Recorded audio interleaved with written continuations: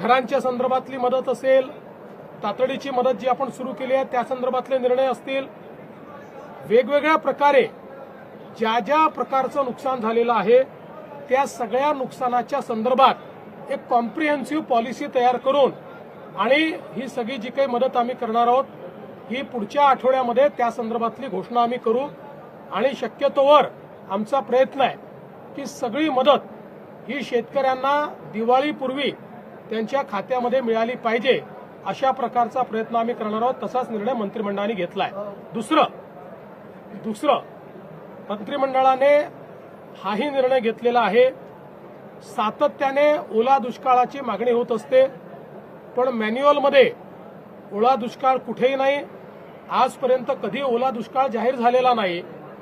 तथापि आम्ही हा निर्णय घेतला की ज्यावेळी दुष्काळ पडतो त्यावेळी ज्या ज्या उपाययोजना आणि सवलती आपण देतो त्या सगळ्या सवलती आता यालाही म्हणजे दुष्काळ त्याला टंचाई म्हणतो आपण, तशाच प्रकारची दुष्काळी टंचाई पडली आहे असं समजून त्या सगळ्या सवलती याही वेळी लागू करण्याचा निर्णय हा राज्याच्या मंत्रिमंडळाने घेतलेला आहे.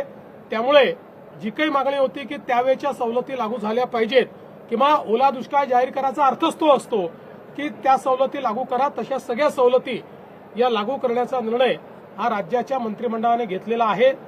मी आज यापेक्षा अधिक सांगणार नाही कारण आता ही सगळी नुकसानाची आकडेवारी जमा होते, ती पूर्ण जमा पुढच्या 2-3-4 दिवसात होईल आणि जसं मी सांगितलं लवकरात लवकर पण कुठल्याही परिस्थितीत पुढच्या आठवड्याच्या आत आपल्याला या संदर्भातली जी काही मी शिंदेसाहेब आणि अजितदादा आम्ही बसून या संदर्भातला निर्णय घेणार आहोत आणि त्या संदर्भातली घोषणा आम्ही करू.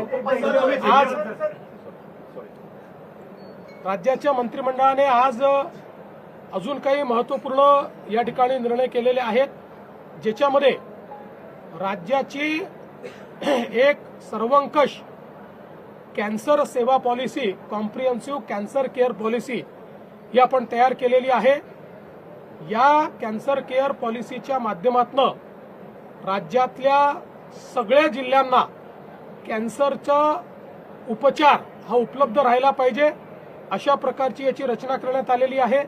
याच्यामध्ये L1 apex centre, L2 centre आणि L3 सेंटर याचं जाळं आपण तयार करतो आहोत जेणेकरून कोणालाही कॅन्सर सारख्या या बिमारीची ट्रीटमेंट मिळण्याकरता त्यांच्या जिल्ह्यामध्येच जवळपास महत्वाच्या गोष्टी उपलब्ध असतील.